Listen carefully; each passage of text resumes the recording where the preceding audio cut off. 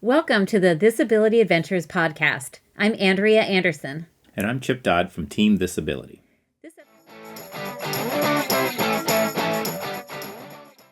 Hey, everybody. I'm excited about this episode. This is the Race Ramble for Expedition Alaska. And with us today, we have the full team, including, of course, Andrea and I, and then also Caitlin and David.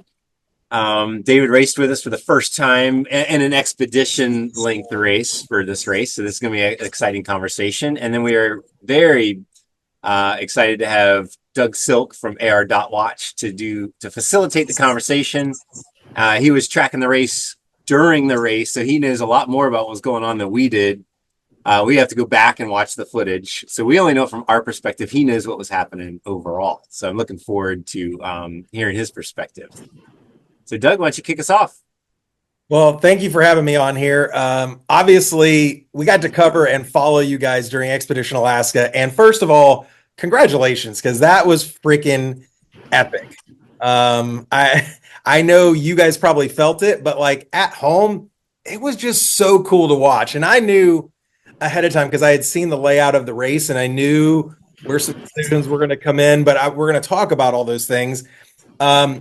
But first, let's just talk about being in Alaska again. And like this race coming back to Alaska and bringing it back. This year, the field was a little bit smaller, but I think that when people watch what you guys went through, when it comes back in 2026, I think it's going to be a sellout. So start off by talking about just how amazing Alaska is. I mean, Andrea, you already were like, hey, does anybody want to go back before we started this? So tell us a little bit about it.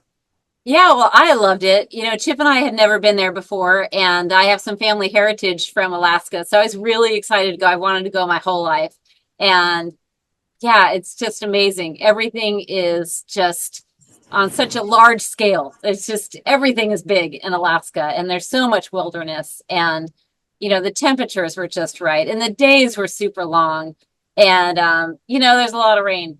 You know, I think we got lucky during the race with the amount of sunshine that we did have. But if there's anything that I wasn't maybe as ready for, is so much rain.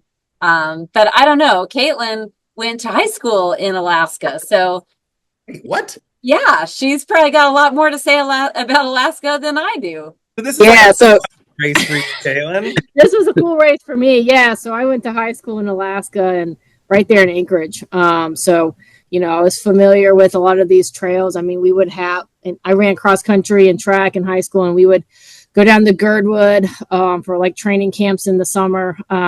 So it was really cool when Jeff decided to do a race there, especially, you know, ending in Girdwood and starting in Seward. I mean, I raced the Mount Marathon race when I was in high school. So it was really fun to be back and, you know, just see the trails that I had been running on, you know, 20 years ago as a kid. And, you know, I knew about the weather and, you know, the long days. So, you know, I was pretty prepared for what to expect there. But, yeah, it was really neat for me to be back. So when he said he was going to have the race, I jumped at the chance to be up there again.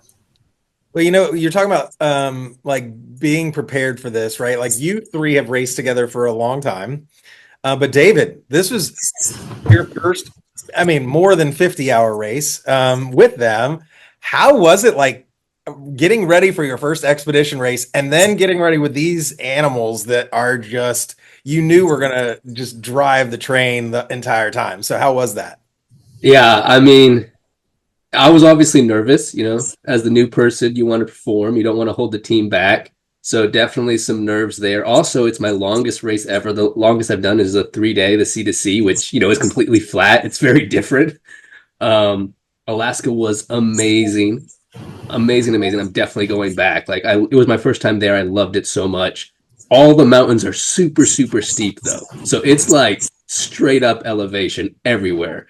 And I knew some of the things to be worried about. As far as the team, I was concerned about it, but honestly, like I said at the end, like it felt like I was fitting in with a team I've been racing with for a long time. It didn't feel like there's 3 of them and then me just trying to fit in. It felt like we were just a whole team together. It really did the whole time. That's awesome. And Chip, I know we've talked a lot on many of your races and about like that team dynamic and how important it is. And how was that like having you guys all together? You had one race kind of together, but with missing Andreas, and now everybody's together. You're in this amazing place and getting ready for just this epic adventure. So how was that? Yeah, I mean, anytime you're investing a lot of time and effort to do a race like Alaska. I mean, it's just expensive to get 300 pounds of adventure equipment there, and it's a 5-day race. And we went up there for like 20 days beforehand and had an RV, and but yeah, I mean, anytime you add somebody to the team, I mean, luckily we got a chance to do the 50-hour. So that kind of was a really good test out on how David would do and would we all get along and all of that. But also, I mean, he did the solo national championships, and he came in like 30 minutes behind me or 25 minutes or something. He's like right on my ass the whole time. So I knew from a physical standpoint, navigation, mountain biking, I knew he had all the skills that were needed to fit into the team fine. And it just came down to personality. And then after we did the 50 hours, I was like, okay, we can race anywhere with this guy. Of course, Andrea had never raced with him, so that went fine. She was race mom, and he was a good child, so everything went. We didn't say need yes, a race Mom, a mom couple for this times. race. Yeah, That's a good thing. because I race mom. No. Normally, Andrea's race mom. Race mom. We know Andrea is always race mom.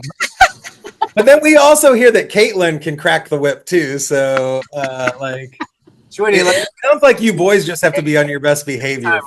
I'm finally getting my hot dog or whatever from the guy, and Caitlin's like, "Let's go, Chip," and I'm like, "God, dude."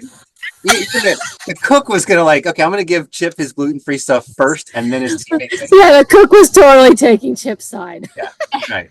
The cook was, yeah. He might not should have, because Chip, for some reason, is always the last one ready. None of us, I think, can figure out why exactly, and we're all trying to help. I bet it's this. I mean, it was no one was surprised when I posted the video of Chip giving an interview in the middle of the transition, and they were like, "Hey, go figure, Chip has stopped to give an interview in the middle." After they all went to bed and left me alone, I'm like, "Okay, I gotta go do an interview," which I appreciated, from a coverage standpoint. Well, so let's dive right into this. So I'm going to pull up the map because the race started off with a bang, right? I mean, you guys did opposite of what Expedition Alaska did last time, and you guys went up the mountain first. Tell me about that, because the pictures and the videos that I got from there, that was crazy. That was so cool. I really loved it.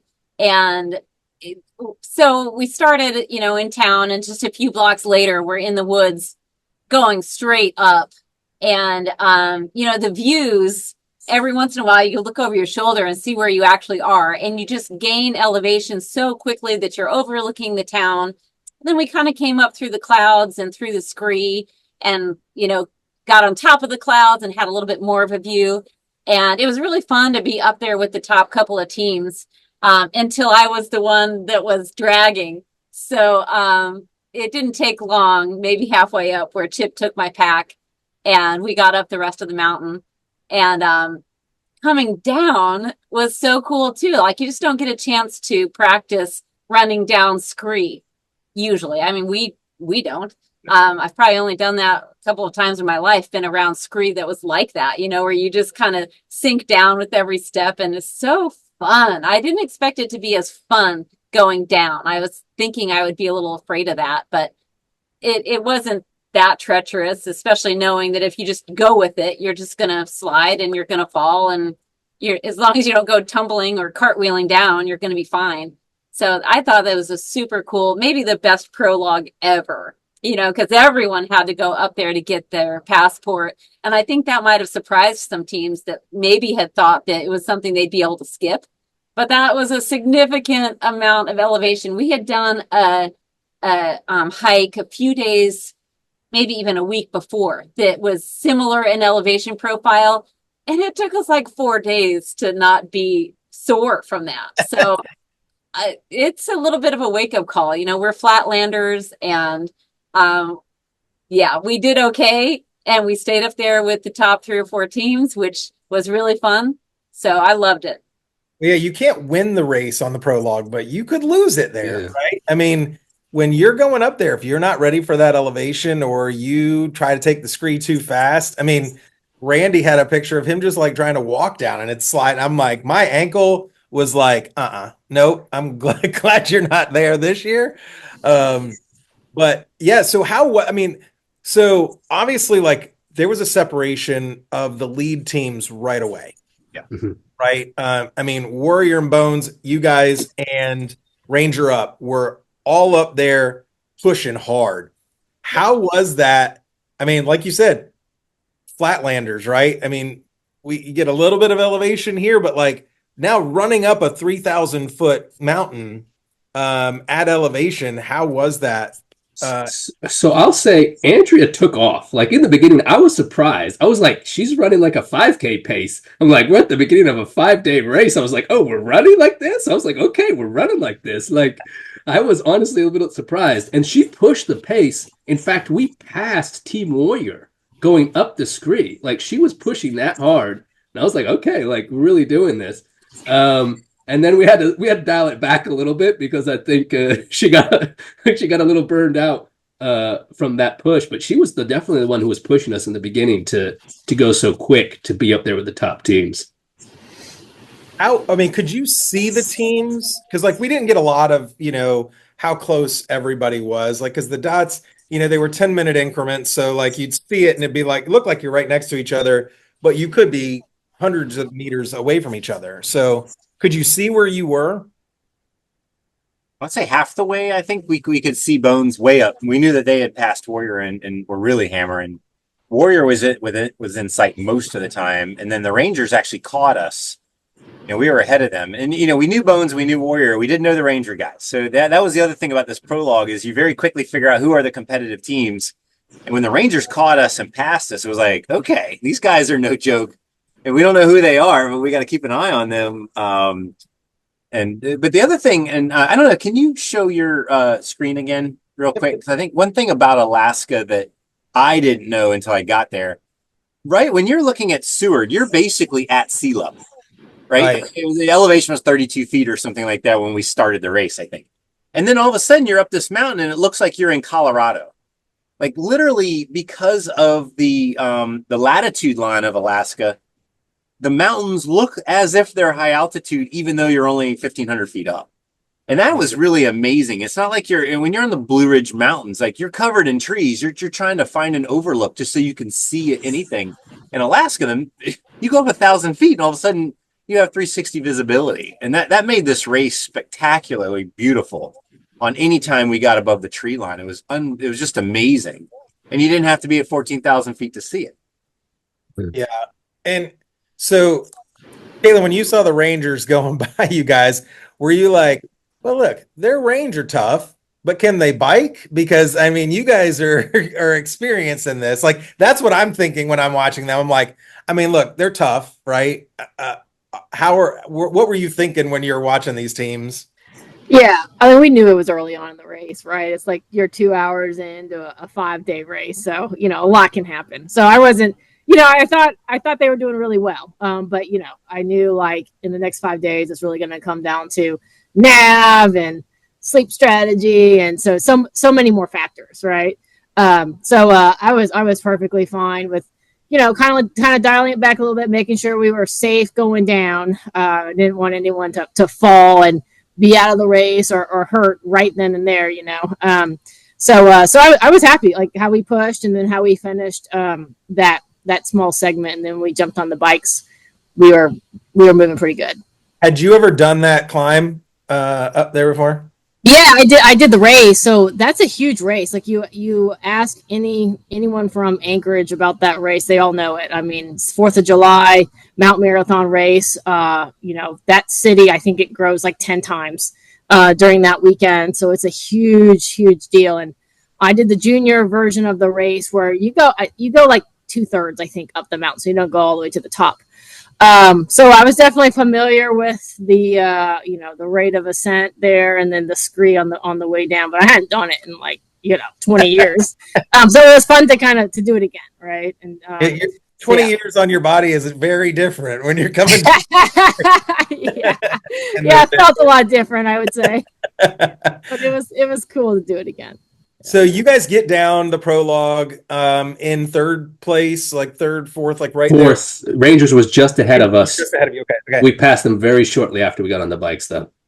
Yeah. And then there was like a short section on the road, and then you start on the trails, right? And how were the trails? Because Trails. Trails. That first bike trail ride, I mean, Chip loved it, right? Because it was pretty technical. There was some hike a bike. I mean, it was challenging. It was definitely not for a newbie adventure racer who wasn't familiar with technical terrain. And it was kind of raining a little bit. And the trail, it was fairly defined. It wasn't as overgrown as some of the other trails. But it was slick, and it was pretty technical. I think we did pretty good. At one point, Andrew, was that when you slipped off the bridge? Yeah, it was raining, and at one point there's a bunch of these wooden bridges, and the wood can get pretty slick. And at one point, Andrea just going all out on these downhills, right? And she's going on the bridge, and her bike literally just slips right out from under her. And she literally flies off the bridge, like to the left. And I was like, holy shit. Like, thank God. It was only like a 2-foot drop, and it was in like this bed of like long grass.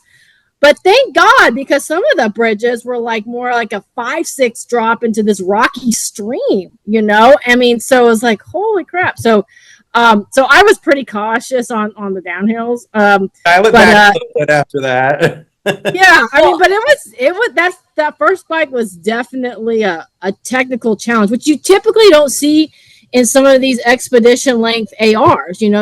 Typically you have longer dirt roads, minimal single track, because it's in an expedition, race. You're trying to get from A to B. So I would say it was pretty fun to have some single track, but it was definitely a challenge. It wasn't like the flowy single track that you might normally have a lot of fun on, but it was more of you got to be careful single track so you don't, kill yourself when you get to the next transition area. I really wish I had gotten that fall on GoPro, because it was pretty spectacular. Like, I bumped up, because on every bridge, you pretty much had to bump yourself up. There was a little stair to get on the bridge, and then it turned at the same time that you got on the bridge. So my momentum was just carrying me, around the corner and off the bridge. And it was just really lucky that I landed in so much grass. I thought it was hilarious. And I was really glad that the first thing I did was laugh instead of cry. But it was a long fall. I mean, it was a slow fall, but I'm like, okay, I'm still falling, like 6 feet off of this bridge. I'm still falling. I even had enough time to kind of maneuver my backpack. So I landed more on my backpack than on my body. And probably more traumatic for your teammates who were like, where'd she just go? She was right behind me too. I was behind her. Yeah. I was in front. I had time to turn around and still see her falling. But the trail had these drainage type, just wooden slick things that would be at an angle. So many times, I'd bump up over the first one and my back tire would kind of slide out. And so you kind of get used to okay, I know my tire is going to slide out, and you just kind of do that 100,000 times and you get better at it.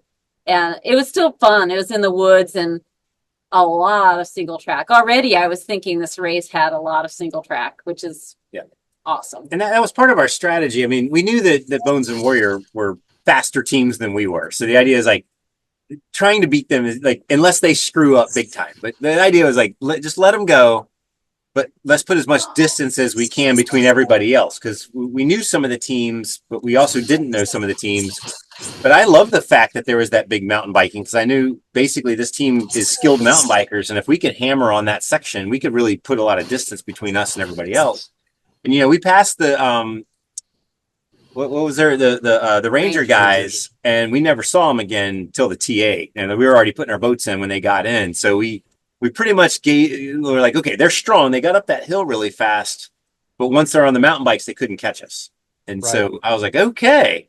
And we got out of TA, that first TA, we got out of TA without any other teams catching us. So we were like, okay, we can just go our normal speed. We're gonna put a lot of distance between everybody behind us, and maybe one of the top two teams will screw up and we can catch them. So Yeah, I was gonna show what that looked like when everybody came down. So let me share my screen. I'll play the video, and it'll show kind of how everybody was coming. Everybody was kind of together up and down the mountain, right? And then once you got down, it was like a big zoom because obviously like the 10-minute difference. But then when you guys got up here, you could start to see a little bit of a separation between top three teams. Yep. Like as you're moving around and getting up towards these last couple of checkpoints, like this is where the separation started coming. You guys were staying right with Warrior. I mean, I'm looking at that, and we knew that because we saw Warrior in the transition area when we got there, so we knew we were about like 50 minutes an hour behind them or so. Yeah. Yep. So I think that's cool to see, like when you're going back and you're doing kind of a self-assessment of where you are and where, compared to really good teams, right? And that it was neck and neck right with them. You guys came into that TA probably as they were leaving, which is the same distance that they were from Bones, because they came in literally as Bones was pulling off on the boats. Warrior was coming in. So I thought it was cool because I got to say hi to you guys when you came in on a live show, which was awesome. So at that point, it had been raining for a while, right? And you were getting ready to get on the pack raft. So talk about the pack raft, because like we talked a little bit about it on the live broadcast about how, yes, you're in a dry suit, but how do you stay warm but not overheat, and like all of these things that are going on. So really share with people that, because I think it's such a unique experience, especially in Alaska. Yeah, so I'll go first. So actually, I really like the pack rafting design in this race. It was the first time I really felt like you got the pack raft, and then you got to put the pack raft on your back, and you got to trek to the next section, and you got the pack raft. And so it really felt expedition-like. On some of the pack rafting races I've done, you pack raft a section and then you're done, right? You're not really putting the pack raft on your back, as a pack raft isn't, designed to do. So I did appreciate the more expedition feel of putting the pack raft on your back and trekking with it on and off. But that did introduce some challenges, as you said. Most of the teams, just to be quick, left their dry suit on as we're trekking. So that can introduce some challenges as far as being hot or cold. And just being able to thermally regulate yourself going from a trekking section to the pack raft. So for me, what I did is I just had a short sleeve base layer on. And actually that was a mistake. Like when I learned, like when I wear a dry suit, you need to have a long sleeve layer on, because if you don't, the dry suit makes contact directly with your skin and you feel cold, and it's not a comfortable feeling. So when I did that, I wasn't like freezing cold, but I was not comfortable. Like I wish I would have had a longer base layer. And actually further on in the race, when we had another pack rafting section, I did that. I put just a long sleeve base layer on my legs and my arms, and it was so much better. So as far as like recommending, how do you dress for pack rafting, dry suit, I would say, a long sleeve for sure on the legs and on your arms. And then depending on the weather, if you need an extra layer, but we actually didn't. I mean, it really wasn't that cold. I mean, there were times during the race where we were kind of cold, but no colder than we've been in any other race that it rained, like Croatia. So I thought the weather overall was good. There was not really a point where we thought we were too cold to continue, maybe except when we got up to the top to do the glacier. That we'll talk about that later. But overall, I did like the pack rafting and the dry suit wearing. I thought that was pretty neat. So it was interesting. We all had 3 different strategies within our team. Like when we got in, Andrea got into Caitlin got into her dry suit wet. Like she didn't change anything. She just got into it. and she has little like cuffs by her ankles. So she put her wet socks and shoes back on, and that's how she was going. I was like, I'm going to get dry. So I stripped down, got dry, put long johns on and a long sleeve on, put it on. And then I put my shoes over the top, and I was like, I'm staying in this. I'm keeping my feet dry. They've been wet long enough. I'm staying dry the whole time. Chip and Andrea, they did what I did at first, but then when we transitioned out, they took their dry suits off and put wet socks on and started walking around in the water with the wet stuff. So we kind of did 3 different things. I walked in mine. Caitlin walked in hers. Chip and Andrea didn't walk in theirs. I felt really happy with my decision because I had dry feet for like a good, how long was that? Like 12 hours or so? And my feet felt amazing to always just be dry and toasty that entire time. But I risked ripping my dry suit. But the top teams were also wearing their dry suit. So I don't know what was the right choice. I feel like I'm not even sure that we have the solution yet, honestly. Because it took Chip and I a long time to get out of the dry suit and then put on our rain gear to go trekking. So that point number 7, I think it was basically a 4-hour point, and 3.5 of those hours were trekking. So we're like, well, we're risking putting a hole in our dry suits because, if we had rocks in our shoes or whatever, and we hike with that, that's going to be a problem. So we took that all off and packed it away and put it on our backs. Whereas Caitlin's dry suit with the gaskets around the ankles, I kind of like that because then you're not risking getting holes in the booties of your dry suit. Yeah. But you do then have wet feet pretty much. But I had wet feet. That wasn't comfortable. And I just risked it with mine. Go on over top of that, maybe? Is there that maybe cuffs at the top, like a I don't know. secondary? I have no idea. So I'm just asking. Like, I think what's typical is either you get them with gaskets around your ankles or you get the ones with the booties that are integrated into the suit and you can't remove them. So see, I would worry because I'm a heavy sweater that like being in that dry suit trekking, that I would have just been a sauna and just been dehydrating myself even more than I normally do. Well, I took the top off and tied it around my waist. Okay. Yeah. So if I had to buy a dry suit right now, I'd probably buy one like Caitlin's that allows your feet. You do whatever you want with your feet, but you can trek in it. You can put normal socks on. If you want dry feet, then get waterproof socks or whatever. But I was very skeptical about trekking in the dry suit for very long. Just because, the minute you pierce that dry suit, it's no longer a dry suit. It's gonna, mine at the end of the race, the last time we pulled the rafts out of the water, I was standing in the water, like, calf deep, and I was trying to wash all the rocks out of the boat before we rolled it up. And my left foot was like wet, swamped, like it. So my dry suit did fail. And so, but again, our dry suits are the light, fast ones made for just light trekking and all that. They're not really made for durability. I think Caitlin's was more bomber, like you can kind of bushwhack with it. So there's just a lot of different dry suits out there. So I'm not sure exactly the right solution. But for speed, if we were really wanting to do better, time wise, we would not be changing so much. I mean, it probably added an hour or more. Like if you count how they're much not easy to get in and out of. right. And you take 10 minutes on each side to get in and out, and we did it 3 or 4 times. That's valuable time. Yep. So yeah, well, but I never got cold either, just with one layer. Like we didn't need our mid layer or our jackets, our outer layer. Yeah, it was fine.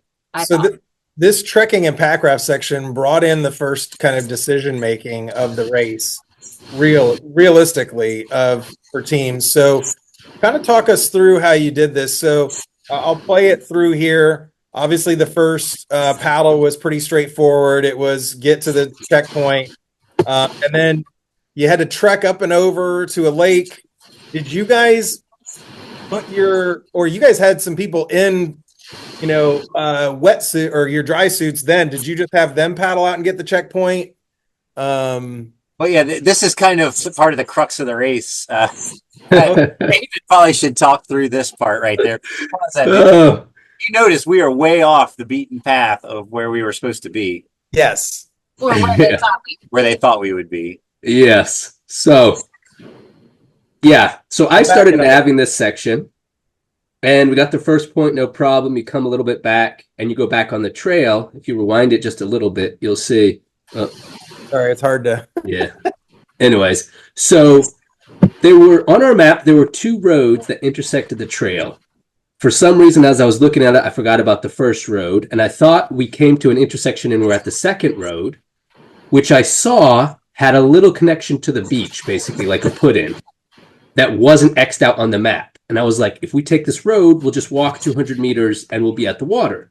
And everyone looks at the map. Let's do it. Okay, there's a railroad track there. We can't walk on the railroad track. There has to be a road. Okay. So we go down the road, and I did make an error. I didn't realize I was at the first road. But we get down there, and lo and behold, there's a road going right. That's not on the railroad tracks at all. So we think we've hit our 200-meter thing. And then I'm like, wait a minute. We're going a little bit further than 200 meters. Right. You guys basically walked this whole section. Yeah. Right. Along this road right here. Yeah. And maybe even bushwhacked. We had a road all the way to a beach. And so it was a very efficient way to get over there to the water. Yeah. It was very efficient. And there was one point we had to cross a creek that we waded across, but it wasn't that deep, only up to like our knees. So that wasn't a problem. And we ended up saving a lot of time, although the tracker looked like we went on the railroad tracks and it caused some heartburn later when we got to the TA. But it ended up being like the only shortcut in the entire race. Like looking at the whole race, I didn't see any other like shortcuts we could have ever taken. Like that was like the only one, it seemed like. It's funny because when I'm watching this and I talked to Jeff before you guys got into the TA, and he was like, disability might have a penalty. And I was like, oh no. Like I was picturing the devastation of you guys ended up getting DQ'd because of this, because he was like, if they went on the railroad tracks, it's an automatic qualification. And I was like, oh, please God, no. Yeah, we knew that. I mean, and Jeff was really serious, obviously, when he said that at the race briefing the night before. So we absolutely knew that. And when we got there, if there was not a road there for whatever reason, we were prepared to turn around and backtrack. Like we absolutely understood the intent. And I mean, I agree with the rules. But there was, it was very clearly marked. I mean, we saw it. The road was there. So, Yeah, he said that. You guys carrying your GoPros really kind of helped too, because we could show him that too.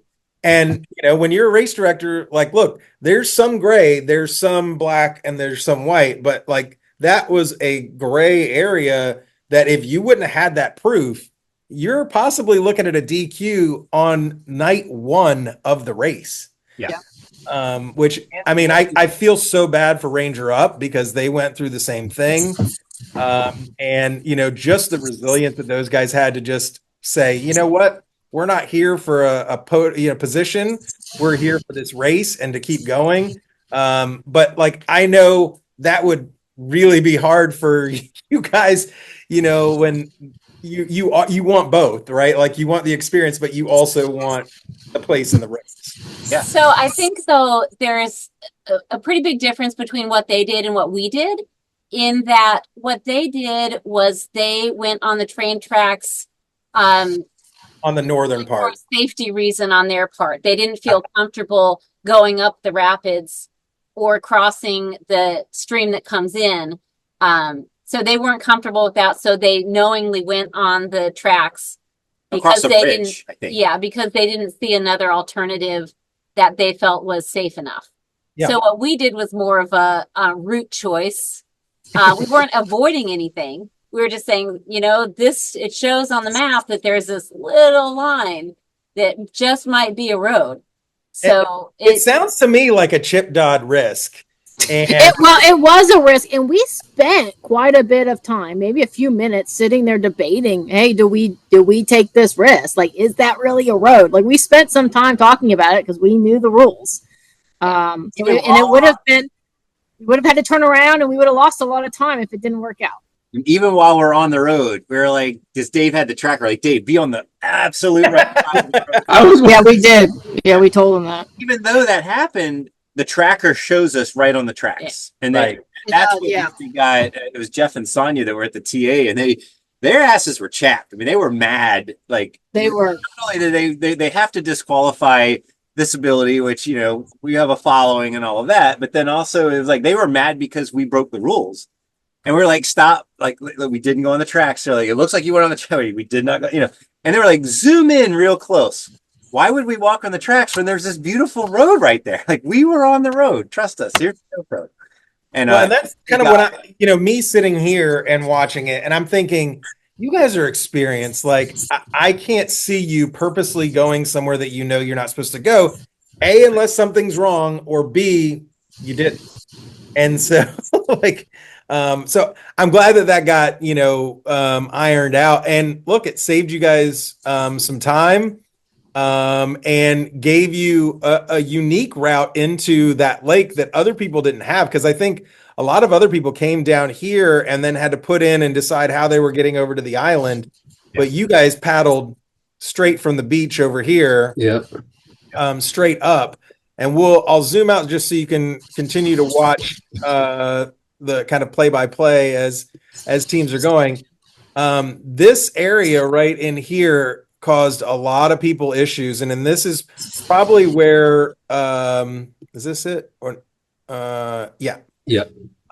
so I saw the video from Ron Eglin where they were trying to decide to go across that river. It was ripping. How did you guys get across that, first of all, and what was that like? This is a fun decision. Go ahead, Dave. So Caitlin and I are kind of in the lead at this point. We get in and out of the pack raft a little bit quicker than Chip does. And so we're walking, and we're basically following the path of Warrior and Bones. We come to that river like closer down, and we saw they went back. So then we backtrack and follow where their track went, and we go and we hit it higher up. So it looked like an impassable river. It was too deep to walk across. It was going fast. There were strainers all in it. It was dangerous. Like, without a doubt, that river was dangerous. But it was like, what was the option? Like, we had to get across this thing. And I was like, we can't walk across it.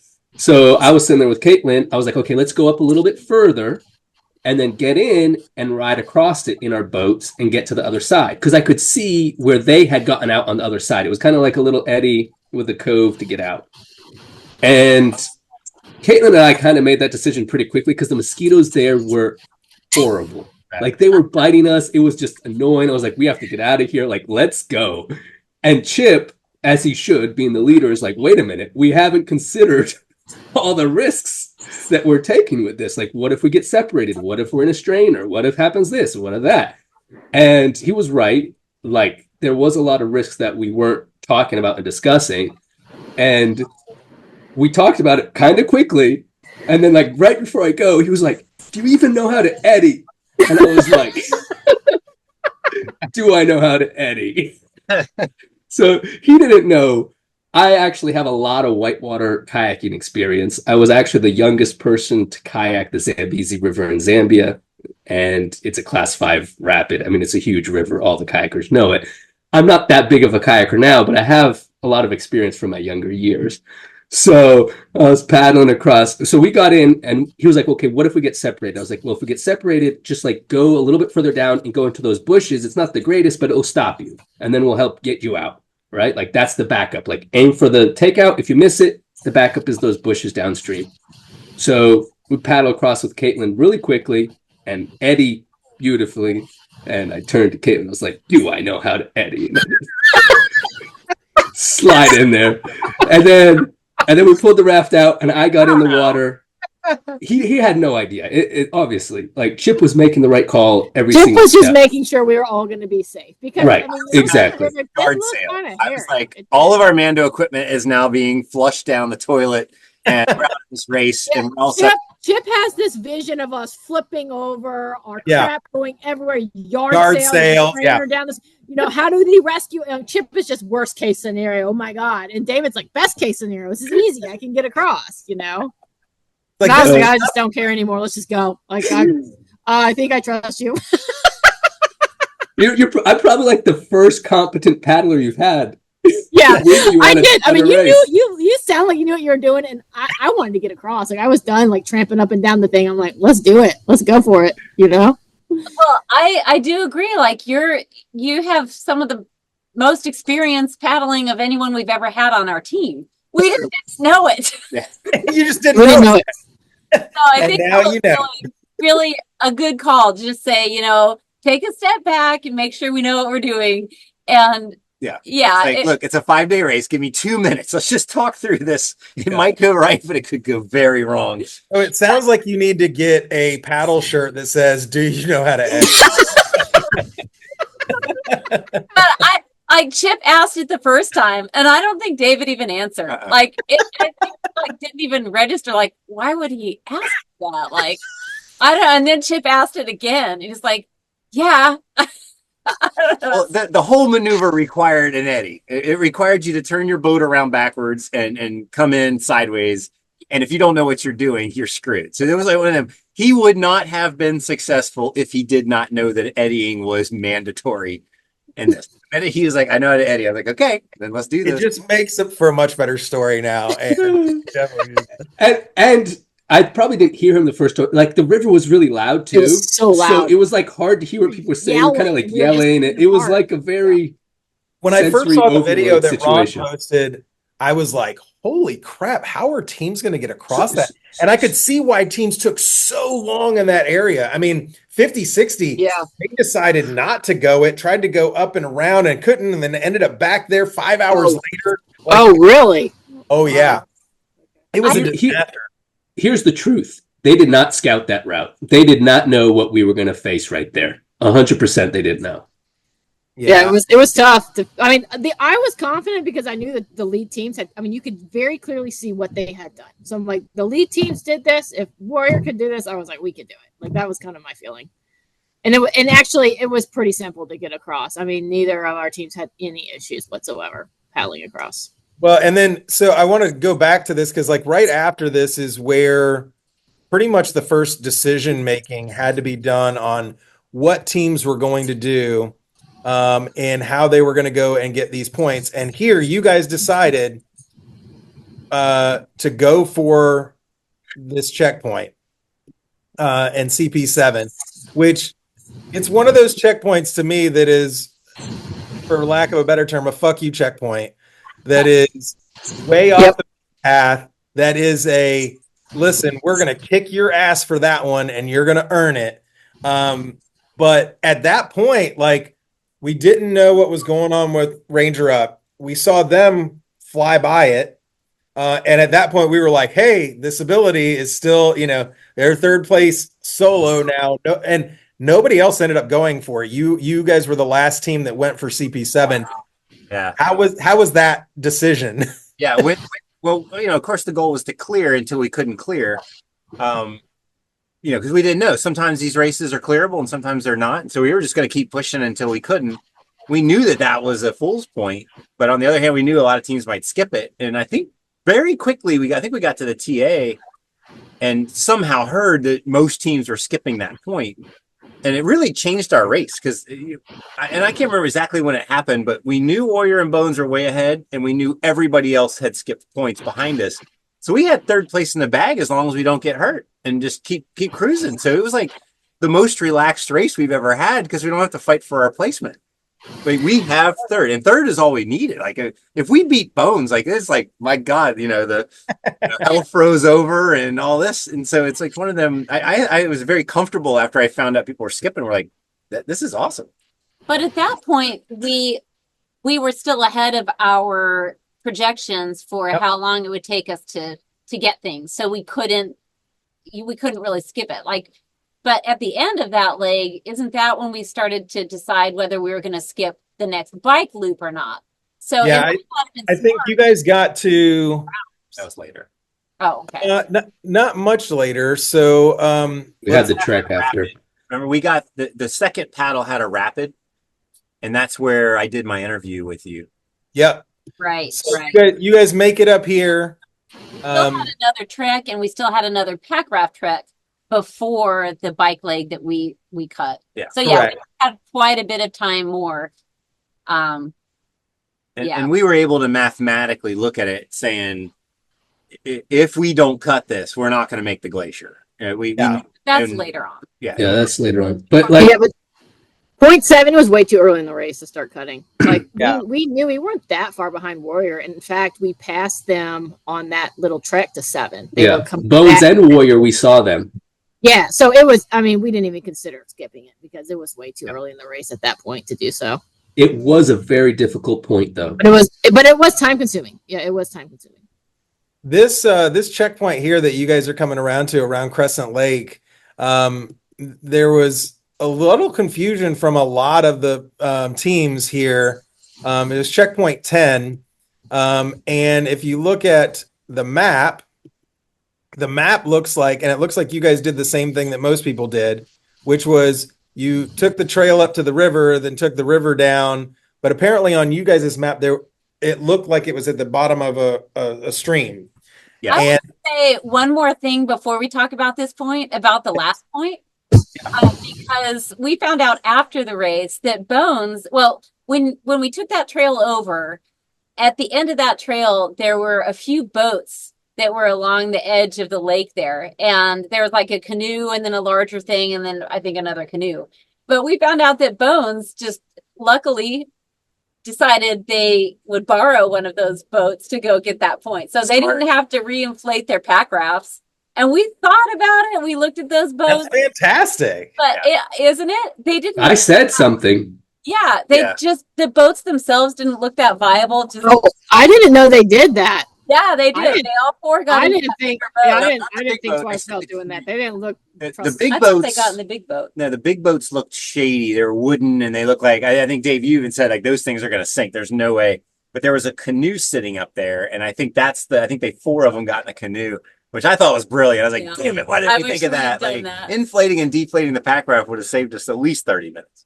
Well, yeah, because that takes so much time just to make sure you get it all. I said it, but then someone, I'm not sure who, was like, we're not going to risk it. That thing could sink. And I was like, well, that's true.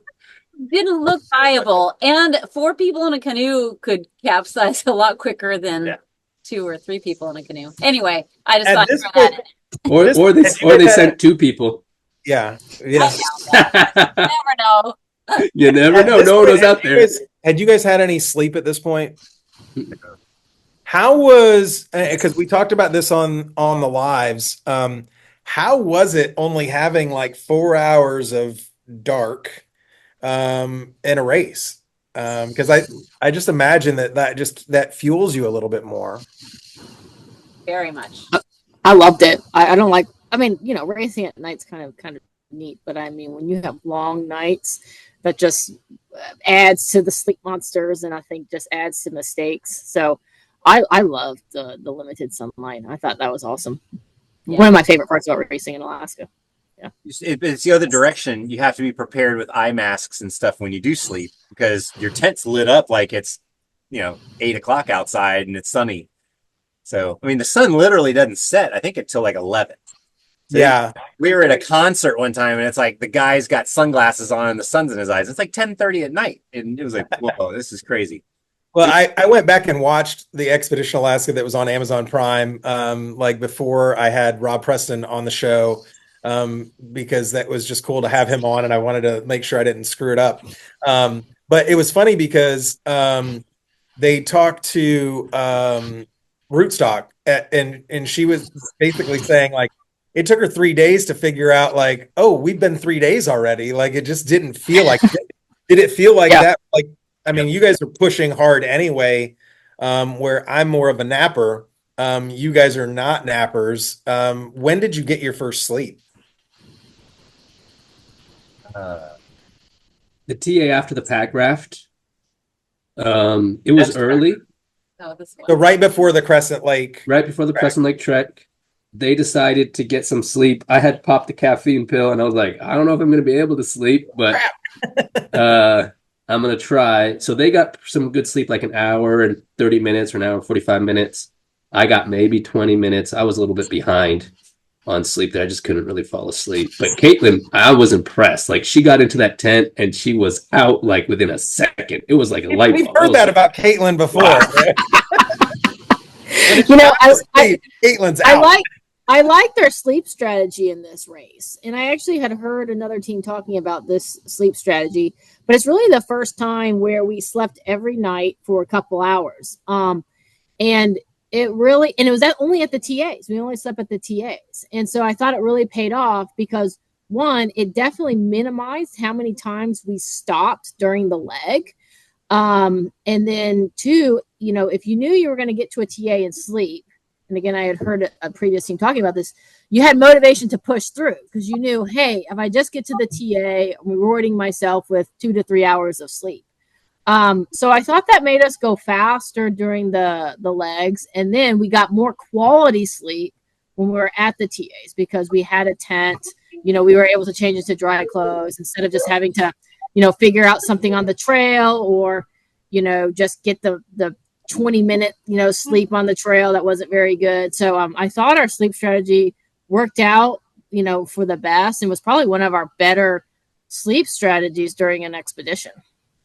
Well, and I think it proved it really on this trek. I mean, if you're looking at the speed that you guys had on this trekking section, I mean, you were moving good.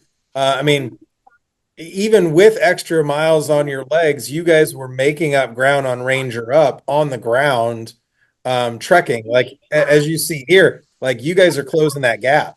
Yeah, I think we beat them to the TA, even though they skipped that one big point. Correct. So I noticed that sleep definitely paid off for you guys on that trekking section, where everybody else was kind of dragging through that. And I mean, that was really high grass and just nastiness. And you guys ended up catching them and then obviously beating them out of transition. I think they probably took a lot longer to get in the pack rafts and get ready. And they can see now. This is the next point that you had a really big decision to make, which was, do you hit this Russian loop, the Russian trail loop, and take, I mean, it took Bones like 9.5, 10 hours to do that loop. And I thought it was a brilliant move, especially knowing that the glacier is the biggest thing for this race. Unfortunately, those things happened that didn't allow that to happen. But I think the decision making at this point was spot on. And how did you guys go about that? I mean, we just had the discussion. We looked at the timing. We keep creating this logistics role, and Andrea took most of the lead on it. Where it's like, how are we progressing through the course, and what's our speed on each of the legs and that type of thing. But we didn't even know that was going to be worse tall grass than the tall grass on the trek. We thought it was going to be single track like the first single track that we had, where it's just wet and slippery and a little hard. So I think we were even planning 5 hours or something like that. And then looking at your logistics, I think it was like 5 or 6 hours. Right. And I think the Bones did it in like 9.5, maybe 10. So that would have thrown us really off our track if we had attempted that. But we've been in races where the cool thing is towards the end and we don't make it in time to do the cool thing. And so in this race, the cool thing was the glacier. And we're like, well, who cares what place we are? If we miss this opportunity to use all of our glacier gear and to get up there and do that, then it felt like that would be a bigger fail than losing a place or two in the rankings. Yeah. So we all agreed, we kind of decided, well, we'll kind of sleep on it, a long sleep there. And then, according to our chart, we were pretty far behind. It just made sense. Yeah. And also, we knew that the last 3 glacier checkpoints were worth 2. So that was 6 points at the very end. So if we went and got 3 points in like 10, we thought maybe it would take us 10 hours. Because we did a new estimate, like, maybe 10 hours. Like, that's pretty bad. If we can get the other ones, then we get 6. And we know no team's really going to catch up with us. If they spend their time there, they're not going to get the glacier points. We'll win third anyways. So it was kind of an easy decision. And I think, Caitlin, you probably knew what the Resurrection Trail was going to be like. So, that had to be pretty fast and fun. All the videos I saw from that trail were amazing. Oh, man. Resurrection Trail was my favorite part of the race. I mean, we hit that part in the daylight. Well, it was mostly daylight, but we hit that part in a great part of the weather. We had a great weather window. And it was just a gorgeous trail. There was a little bit of hike a bike and a little bit of overgrown trail in the beginning, but for the most part, it was very bikeable, single track, just gorgeous setting. We kind of got up to the top there. We took a nap in one of the cabins up there. It was just super cool. And then the downhill was just phenomenal. It was just this never ending downhill, and just super flowy, and I thought that was one of the highlights of the race, was that trail and that leg. That's good to hear that people got use of the cabins, because that was my question, was like, every time I'd go by a cabin, I'd be like, is anybody in there? Because if not, can I get 20 minutes? And you guys got out ahead of the lead teams. So how long was it into the trail? And I can put it up on the screen to kind of show when they actually end up passing you or catching you on the trail. They don't. At the TA. Okay. Never caught. They tried, because they when they found out we skipped that thing, they're like, oh, good, now we have a team to chase. It gives them motivation knowing that there's somebody in front of them. And so, but no, we made it all the way back and we even had bets. Like I think I was like, oh, they're going to catch us by 8 a.m. And Andrea says noon, and Caitlin says 3:30, and Dave was somewhere 9:30. So we're making bets when Bones is going to pass us, and they never caught us until that TA. Well, and then the big question that I have for you guys is, right when you get up here to Hope, where did you stop to eat? That was fun. What kind of food did you get? What did you get there? Because everybody was like, I think Jesse Spangler sent a message. He's like, looks like Disability is getting some food. Yeah. So we thought that they'd be like a little town. I'm dreaming of like a Taco Bell. I was going to crush like 12 tacos, but ended up everything was closed in the town other than the stupid little food truck. And even that guy was a grumpy old, he's like, sorry, I got a food prep for the rest of the people who need later. And like, no, we need food now. We don't have time to wait. But I don't know. Eventually, overcooked tater tots for $9 a side and a couple sodas. And it was like a $45 meal of 3 things of tater tots and a handful of sodas. It was crazy. So we missed kind of you making that northern route to the TA. And then it looked like everybody was taking forever. Like when I woke up, I was like, oh, people are taking naps in the TA before they go out and like whatever, not realizing that the server was down. Okay. And so the server was down until everybody got out on that last paddle section. But there was I just assume there's a town that's going to be where the food is. We turned left when we got into Hope and went into town, and again, everything was closed. We got to the food truck, and then on the way out of town, we see like a grocery store, a little grocery store, and of course the team's like, "Sorry, Chip, we can't stop." And I'm like, "But there's food! Like I'm ready to eat."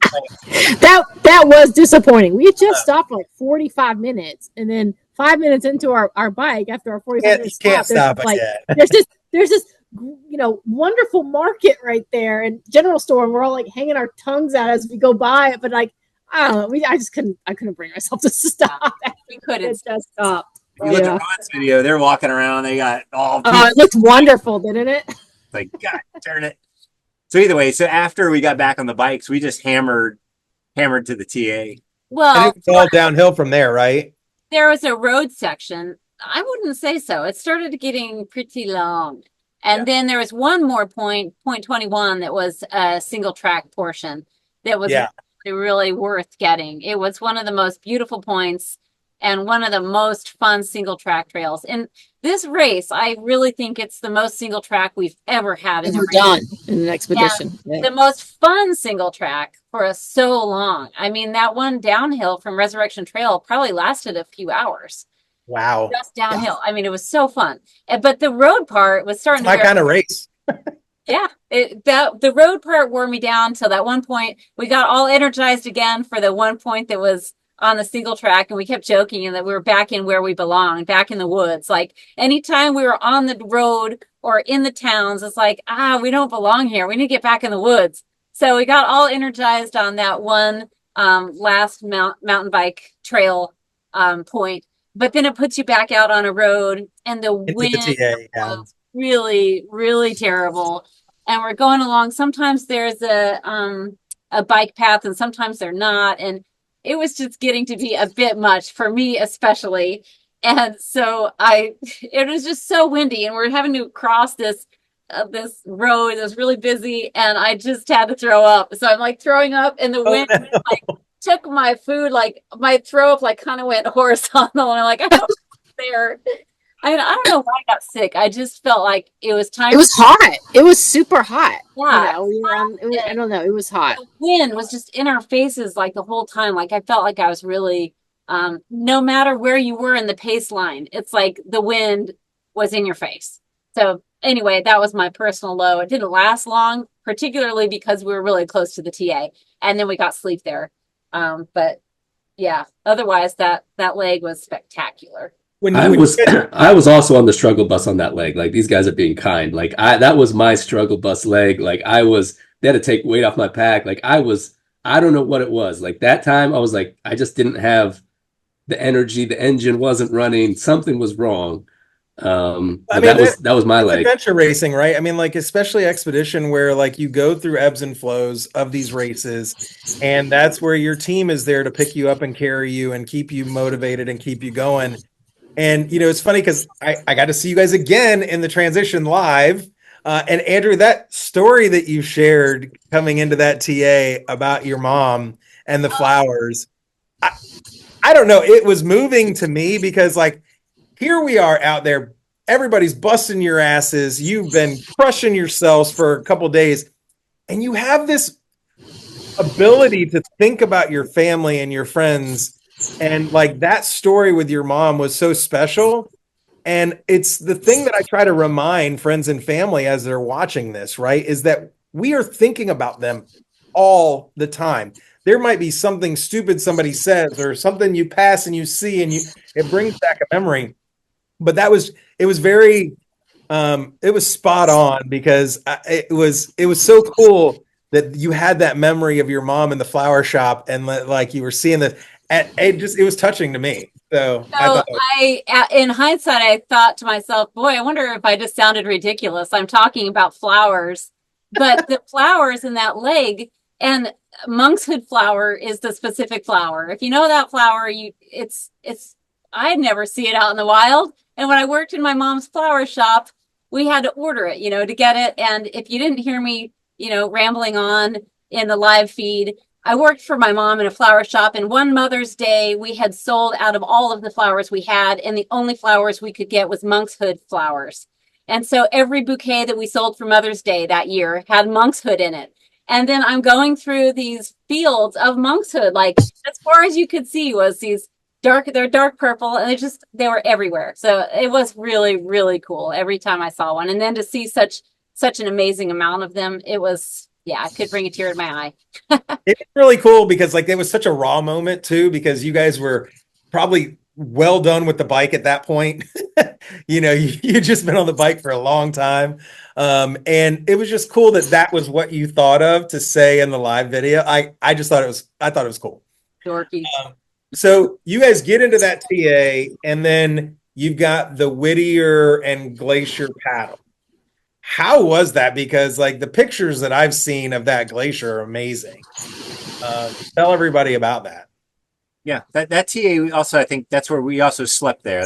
And Bones did too, because we got there about the same time Bones did, and both teams slept. And so we wanted to be refreshed for that. We knew the wind was high and that the pack rafts were going to get all blown around. And but I think we were smart where we got on the water early enough before the sun started coming up and the wind picked up. So I think a lot of teams weren't able to do that paddle just because the wind was so high.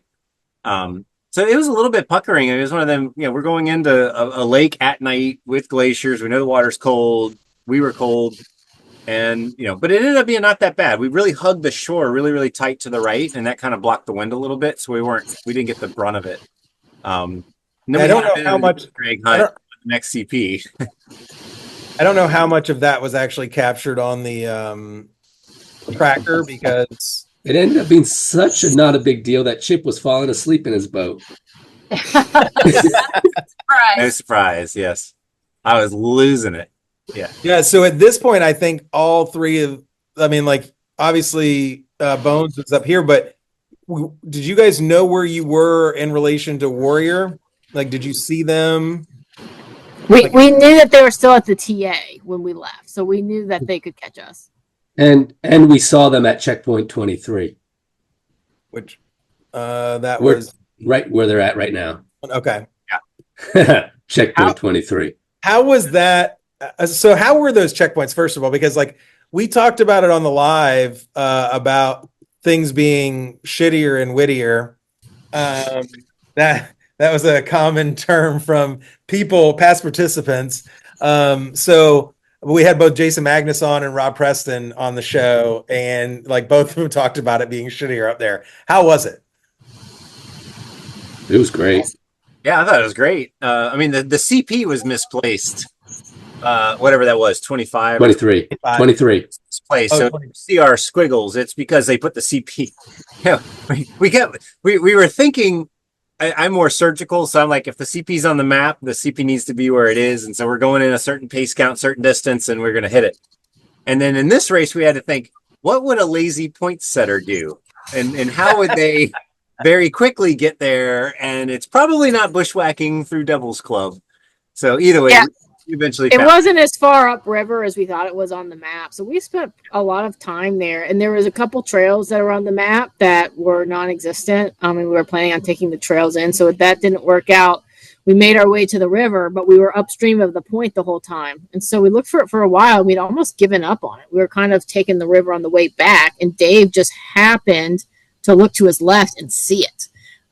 So that was one of those that was like, wow, we found it, but we were almost about to give up on it. So I think that was the toughest one of the course. And then as we were coming off that point, we passed Warrior coming to get it. And so we knew they were right behind us at that point. But yeah, that was one of the tougher points of the course for us. It was beautiful, however. There was a beautiful waterfall. Yeah, there was a huge waterfall. Right to the right of it. It was a beautiful sight. And then after that point, we went the up and over to get over to shittier Whittier, which it was all cloudy, rainy. And we did stop for breakfast. Yeah, that was Not amazing. too long there, as we sometimes do. But it was a great indoors place to eat. And then we went up to the overlook and back, and again, the weather was terrible the whole time over there. But Didn't get the great views, but got great breakfast. So I would balance that. It was worth it. Especially at that point of the race, right? Like, I mean, when you find a good place to eat, and this is day 3.5 at this point, probably of the race. And don't forget, we know that Warrior and Bones are way ahead of us because they've now passed us, even though they did a 10-hour extra leg, and we kind of know nobody's behind us. Yeah. So why not just enjoy Alaska? Have an hour and take a meal in a warm environment. The idea is that at that point, don't break down. Yeah. Don't break down. Don't give up. And so the idea, a good hot meal, it's motivating and kept us going our speed. But let's just say it's a little indulgent in a Warrior race because the TAs have a lot of good hot food. Yes. So to be acting like, oh, we really need hot We food. didn't get anything to eat. No, we didn't. But we knew our placement was fairly secure. And anyway, after that, though, the wind was behind us and took us on our way. And David nabbed that again and got us set up just right so that the wind carried us just in the right direction. And we got into kind of some fun rivery stuff. I don't know. Actually, You should speak to how he navigated that because it was kind of challenging, I think. well, real quick before we go into that, I did a live at the very end with one of the teams from Coast to Coasters, and they had a rough race. But on that paddle section, they actually used a tarp as a sail and sailed across the lake probably 3/4 of the way without even paddling at all, just trying to hold on for dear life to this tarp. So that tells you like how windy it was in that section. So David, tell me about like that navigation at the end. So first of all, we had projected this leg was going to take like 19 hours, and we ended up doing it much quicker. And it felt like it was a really great leg for us, honestly. Like it was going to be the suck fest, and then it wasn't. Even though checkpoint 23 was a bear, but as we're paddling back, the wind was kind of at our back, but it like pushes you around when you're in a pack raft. So I was like, okay, let's paddle out kind of to the middle of the lake and then aim it so the wind will be right at our back, right where we need to go. So we like paddled out, and then it was right at our back, and then we were basically like surfing the waves. Like we were paddling and the waves would catch us, and we were like surfing the waves all the way down to the river. The river was a little bit tricky. It was very shallow, so you could get stuck on rocks and strainers and stuff like that. And also, you need to take the right turn. If you go the wrong turn, you're going to miss the checkpoint, and then that's going to really suck. And the river looked a little bit different than it did on the map because like rivers change a little bit. So like Chip had told me like, we better not miss this checkpoint. And I was like, okay, we are not going to miss this checkpoint. And we did. We nabbed that river pretty well, and it was a good fun leg for sure. I also heard about them doing the sail, and I looked at their tracker. It took them 2 hours to get across where they went, so maybe they made it across quickly with their sail, but the time they took to set it up and everything like that, they probably could have just paddled across the river. Yeah, I mean, I can imagine these little intricate river sections. Oh yeah, don't look like they do on this satellite that could have been taken 10 years ago. So yeah, that Really hard to keep track of where you are. I mean, it was yeah. a lot of squiggles and all of that.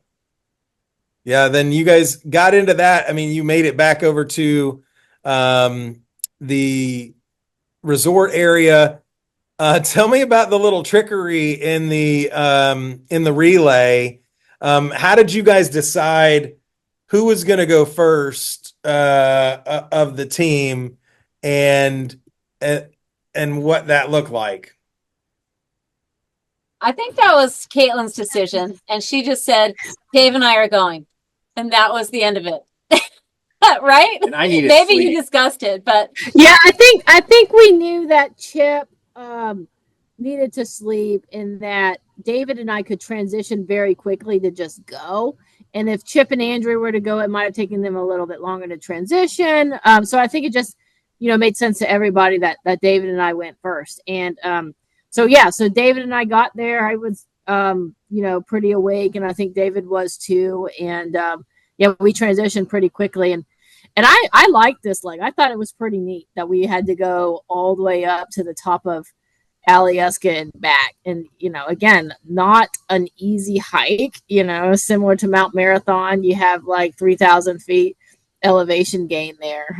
So I thought David and I did it pretty quickly and got to the top, and it was pretty cool. Randy was up there taking pictures. I saw the video of you guys up at the top. That was cool. Yeah, it was neat. And then, coming down kind of sucks on your knees and everything. So we kind of took our time a little bit coming down. So that brings up a funny point, because a lot of people think like, oh, there's so much climbing, and it's not as much it's actually easier sometimes to go up than it is to come down. Yeah, I mean, 10 minutes into the downhill, you're like, I kind of wish I was going up at this point. It can be easier. But what is funny is they had that Alyeska mountain race, and they had that race the day the race ended. So it was kind of cool to finish and then see all the other runners going up and down the course that you just did the day prior. So that was neat. Did you guys see the map for the second group, or were you guys already like crashed out? You're crashed. No, I meant like when you guys switched, Caitlin and David, did you guys see that they were going to the same place, and you were like, we kind of figured that out, I think, when we passed a couple teams and they were doing A and B, and we kind of figured out it's the same point. Yeah. So I mean, I figured if there was 2 points up there, they would only be separated by 100 meters if that was the case. We kind of figured that everybody was going up and down, which is neat. I think that was a cool part of the race. And we had done a little strategy, a sleep strategy that kind of took some pressure off, that we decided each one of our groups was going to get 3 hours of sleep. So we were going to go first, and no matter how long it took us, when it came down, we were going to get 3 hours of sleep. They were going to sleep for 3 hours. They were going to wake up and they were going to go. So there wasn't too much pressure on either group to be like, we need to kill ourselves so we can get down in order for the other team to get going, which was kind of nice. Yeah, and we wanted to take a lot of time on that because we knew the next section, right, the last section was going to be a huge section. You're talking a big trek with a lot of weight on your back, all your glacier gear, and then a tremendous amount of time up on the glacier. So we wanted to be fully rested and mentally prepared for that last section. So we were okay with taking a little bit of extra time. When did you guys find out about the glacier closure? Yeah, so we after Chip and Andrea did their trek up and down, we were kind of getting ready and getting all of our glacier stuff. We knew that Bones and Warrior were doing the lower loop and then going up to the glacier. And so we had two options. We could do the lower loop and kind of follow their trek and go up to the glacier, or we could just go immediately up to the glacier. And Jeff had recommended that we get all the lower points first and then go up. And we decided to do that, one, because I thought, well, I don't really want to be the first team up on the glacier. But two, I did at that point think there could have been a possibility that the glacier would be closed just because of the storm or, weather coming in. And so I wanted, to be able to bail out on it if they did close it and have already gotten the lower points. So we talked about it briefly. And, we thought it was best to get the lower points. And it was dark at that point, too. Get the lower points in the dark and then start to go up there. So I'm glad we made that decision because there was a point that we would have probably tried to get on the way up that we would not have been able to get because we would have not been able to cross the river at that point. So that would have really put us back sometime. So made that decision and it hurt. I know that would have been a huge mental low had we had redirect after trying to get that point up there. So the lower points was good, a good decision, to go for first. Yeah, I want to briefly bring up this map just to show you Breaking Butterflies, poor things. They thought that route was open that you were talking about, where they could take it up here and then cross this little swing bridge that would have gotten over. And when they got there, I talked to Megan, who was their nav, and they said that there was a thing that said you could cross the bridge or you could just go right. So he's like, well, we must be going right. Because what decision making are you making for 4 days into a race, right? Like you're like, oh, I'll just go this way. And then they ended up going all the way down here before they figured it out and came back and then had to come all the way back. But they were not the only team that did it. I think Go Live Your Adventure did the same thing. They went up to this section, came back, and then had to go back. So it was not. You definitely would have been cussing a lot if you would have gotten up that far and then had to go back down. But and then did Nick catch up with you guys on the trail to tell you it was officially canceled? Yeah. So we went and got the lower points. We had a little bit of a problem with one of them by the river, but we eventually found it. And then it was getting towards daylight and we had just got out onto the road. So we were starting that long road march up to the Crow's Pass trailhead. And we were in pretty good spirits, I think. The weight was pretty heavy, but we were in pretty good spirits. But as we're on the road marching up to Crow's Pass, that's when Jeff and Hunter actually pull up right next to us in the van. And they tell us, well, we got some good news and bad news, and so I kind of figured what was next. But the good news was they were going to take our glacier gear, right? The bad news, of course, was you don't get to do the glacier. And then we kind of heard the story from Hunter, who had gone up there with Bones. And, you don't really understand what the weather conditions are up there until you're actually up there. Like when they first told us the glacier is closed, we're down here, 3,000 feet below what they're up at Crow's Pass. And you're thinking, what's so bad about the weather right now? It's really warm. It's not raining. But when we got up there, we would have made the decision ourselves not to go. It was bad. Like it was cold. I think we could have changed. But, if you're talking about 10 plus hours out on the glacier, I don't think we could have withstood that. And the other thing is visibility. it would have been very difficult to navigate within that sort of weather up there. And especially with us not being as experienced glacier hikers, and then you're trying to figure out the safety with, the crevices and everything. There's just no way it would have happened. So I think they thought they made the right call. It was disappointing to the team. I mean, that was something that I think everybody in the race was looking forward to. But you can't plan for weather, right? We've been in a lot of races where we've had sections closed. In Expedition Africa, they had to close a canyoning section. When we went to Croatia, there was so much rain, they had to close most of the paddling sections, So as a race director, you always got to make the call. And safety is always first, right? So I wouldn't say, so we were disappointed. I mean, we were pretty tired by that point. So I would say I wasn't totally disappointed because we were spent we could have done it, but the thought of 10 more hours on a glacier would have been really physically taxing to us, even in a perfect day, even though that would have been a really fun and cool part of the race. But, understand the decision. And when we got up there at Coast Pass, it was completely the right decision. There's no way we would have even attempted it, ourselves, seeing the weather up there. Yeah. Here's the thing. People don't realize with the rain and the wind, it's almost worse than snow. You get so wet and so cold so quickly. Someone could have died up there with hypothermia, without a doubt, because we're carrying the lightest possible mandatory gear required because we're doing this whole trek first, right? So we don't have the huge jackets and all the, completely waterproof stuff. You have the light jackets and So someone could have easily died up there on the glacier with hypothermia. I was also thinking about what that glacier was like with more rain and no visibility. The crevices were probably exposed anyway, but it would be more slick and more the winds were 40 miles an hour at some points. That's not fun on a clear blue. It wouldn't have been fun. It wouldn't have been fun and why we were there, Yeah. Well, I know, Jeff, that was a tough decision for them, but an easy one when you think about the safety aspect. Yeah. But I knew that disappointed everyone. It wasn't just the racers. And I knew that all the racers would understand, right? I think the people at home who weren't up there at the pass, they were well, come on, there's got to be, But I think from you guys were up there, so then. But you still had to go up all the way up to the top. Yep.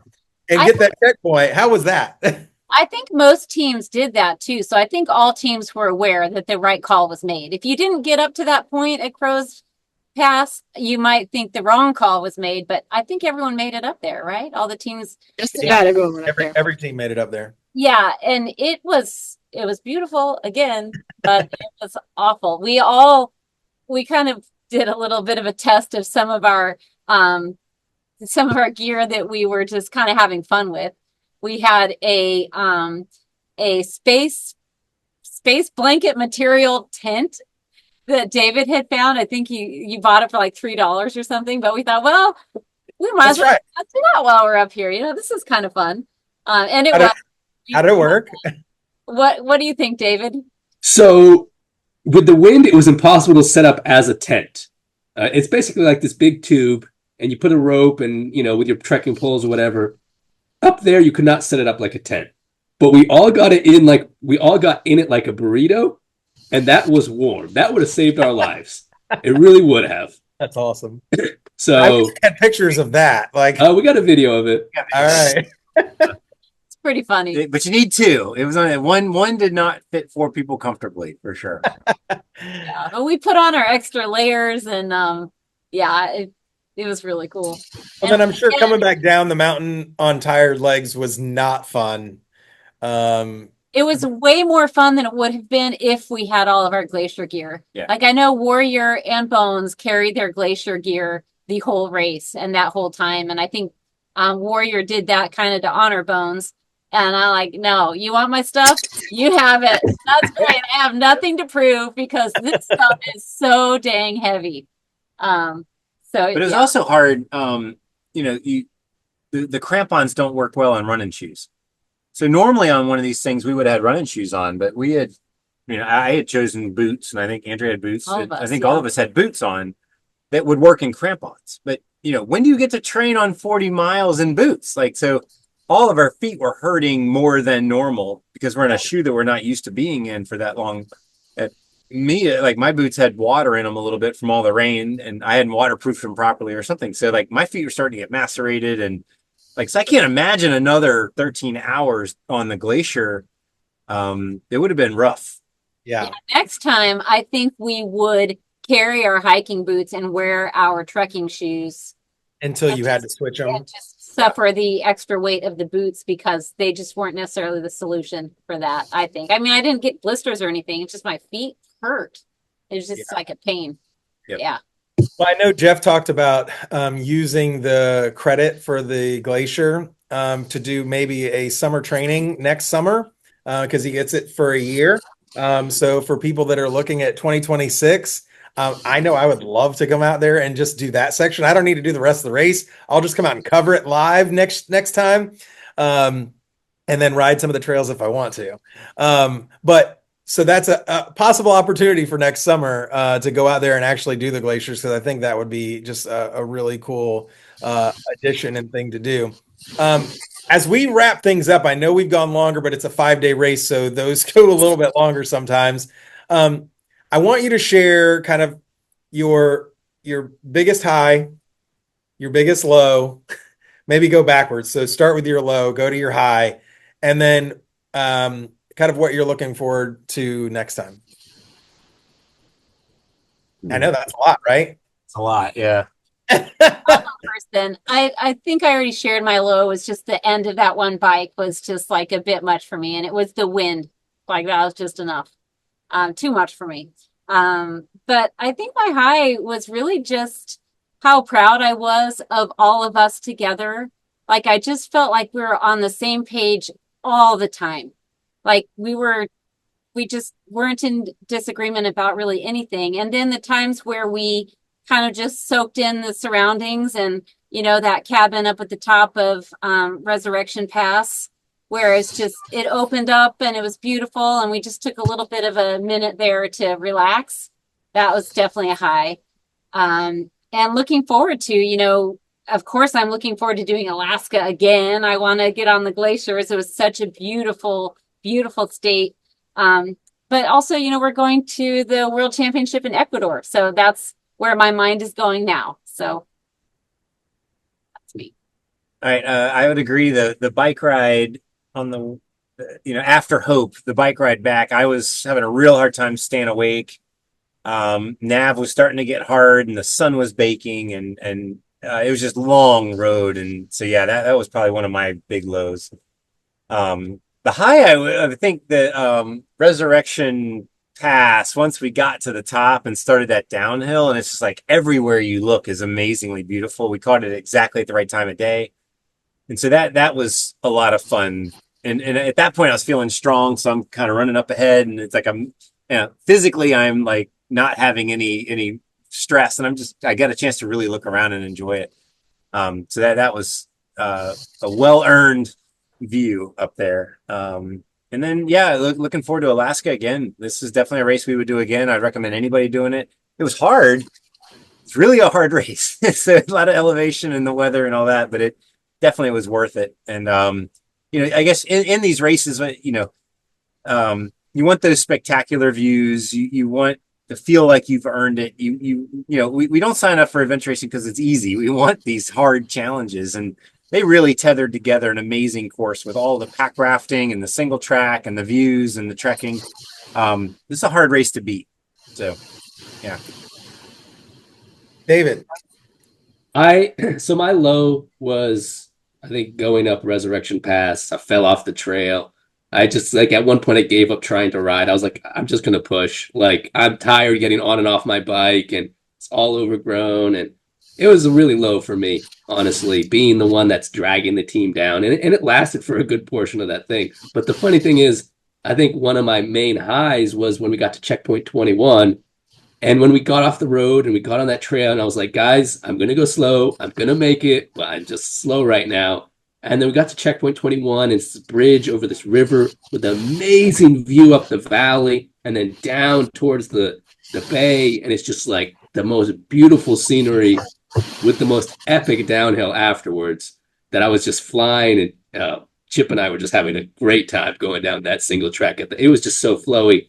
That was a real high for me there. So it was like great low and really, really high, like in the same time period, which is just kind of how adventure racing is a lot of times. Right. Yeah, I want to just add to that real quick because Chip and David turned into like these little boys at the bike park. Like all of a sudden, just you get a downhill like that, and they were just zoom, zoom, zoom, zoom, zoom, zoom, zoom, and it was great fun. It really was. But I was like, we were in a certain order, and then I was like, "Well, David, you want to get in front of me?" Or it's like, "Well, yeah, I can go faster than any of you guys downhill." Like, oh, really? Like, let me get the GoPro. Okay, well, But let's. can you Eddie? But can you Eddie? Yes. But do you know how to use your brakes? No. Yeah. Anyway, it's just one of those things getting to know a teammate. I was like, oh yeah, he really can haul ass downhill. That was true. Kaylin, being back home, let's hear about it. Yeah, so I think my low during the race was probably coming off the Alyeska hike and going down lower in the hike in the dark to get the points before hiking up Crow's Pass. I was just kind of lagging behind a little bit. I was falling asleep, and actually one of the funnier times during the races, I was literally falling asleep on my feet, and I was like sleepwalking, like I had fallen asleep, and Chip had stopped in front to like look at the map, and I literally ran right into his backpack and bounced off of him. And everyone just busted out laughing because everyone knew exactly what had happened. So that kind of woke me up a little bit. So that was kind of funny. But my high was definitely Resurrection Pass. We kind of got to the top there. We got to the top and took a break in the cabin, and so the three of them took a nap, and I was keeping time. And I was just kind of sitting outside the cabin, we were doing a quick 10-minute nap, and I just kind of taking it all in. And that was just kind of a really wow moment to just, have 10 minutes to just kind of really reflect on where we had come so far in the race and just the beauty of Resurrection Pass, that we were looking at right there. So that was definitely my high of the race. Yeah, it's funny. I think sometimes we forget to take in those moments, right? Because we're racing, we're focused, we're, all of these things. And I've heard that from a couple of you today of like how you just took a breath and you looked around and you were like, holy crap, look where we are. And it's just amazing. Listen, it was awesome watching you guys, knowing kind of how you compared to what your expectations were and all of those things. It helped me, being a dot watcher and being able to tell like what you guys were. And I got to see you guys a couple of times during the race, which is cool, which doesn't always happen. But I think that, your fans are going to love this. They're going to love watching this. What does the team look like for Ecuador? Is it this 4? Yep. Let's do it again. Right. Well, that's going to be awesome. I can't wait to track you guys and to follow you. Yeah. Andrea, Dave, and I are doing nationals as well, so we'll see you there. Nice. Yeah. I will be there running the media coverage for that. So I hope that everybody watching this will continue to follow and support This Ability Racing. They are a lot of fun. They are just so humble. It's so great to just see you guys, talk to you, and just to hear your stories because it's so relatable. And so thank you guys for taking the time to talk about this. I hope that you're recovering some, and we'll look forward to seeing you next month at Nationals. For all of you out there, please give us a follow over on AR.watch. If you're looking for the live coverage, we also posted everything to our YouTube channel. So if you don't want to scroll through Facebook and try to find it, you can go on our YouTube channel, and we also have all of the live broadcasts there. Might be a little easier to watch. I know sometimes Facebook doesn't let you go forward or backwards as easily, so you can go to YouTube and watch it. Thank you guys. Awesome stories. Great time. Cool. Thank you for having me. Thank you, Doug. Thanks, Doug. Thanks for all the live footage and covering us over the race. Also, thanks to Warrior Racing. It's an awesome race. Thank you to all of the volunteers. Yep. Man, they were incredible.